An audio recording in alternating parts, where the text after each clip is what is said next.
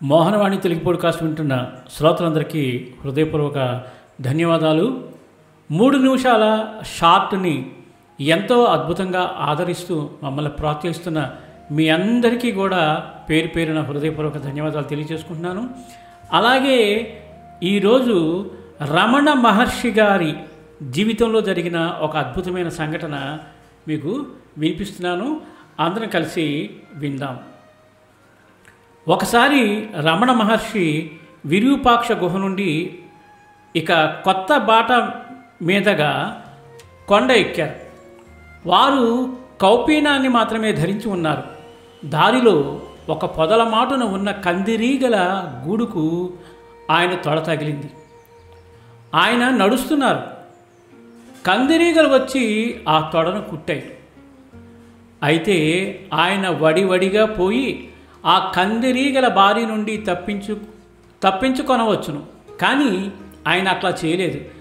అన్ని కందిరీగలు కుట్టి వెళ్ళిపోయే వరకు అడుగు ముందుకు వేయలేదు. మౌనంగా ధైర్యంగా బాధను అనుభవించారు. ఇదంతా ఆయన ఎందుకు చేయవలసి వచ్చిందంటే ఆయన వలననే ప్రశాంతంగా ఉంటున్న కందిరీగలకు అలజడి కలిగింది. మన వలన ఇతర జీవులకు అలజడి చెందరాదని ఆయన ఈ విధంగా ప్రవర్తించారు. మహానుభావులు ఊరికినే కారు కదండి, ఎంత ఓర్పు, ఎంత సహనం.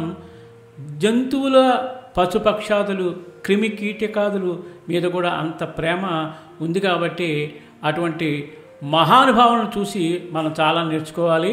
ఇంత అద్భుతమైన విషయం మనకి అందించిన శ్రీ ముళ్ళపూడి పాండురంగ సాయినాథ్ మున్నలూరి బోసు గారికి మోహనవాణి మోహనవాణి శ్రోత తరపున హృదయపూర్వక ధన్యవాదాలు తెలియజేసుకుంటూ, ఈ షార్ట్ కనుక నచ్చితే ఇంతవరకు మన ఛానల్కి ఎవరైనా సబ్స్క్రైబ్ చేసుకోకపోతే ఈ షార్ట్కి ఒక 10 సబ్స్క్రైబర్స్ తప్పకుండా సబ్స్క్రైబ్ చేసుకుని మమ్మల్ని ప్రోత్సహిస్తారని మనస్ఫూర్తిగా కోరుకుంటూ ధన్యవాదాలండి. సర్వే జనా సుఖినో భవంతు, లోకా సమస్త సుఖినో భవంతు. స్వస్తి.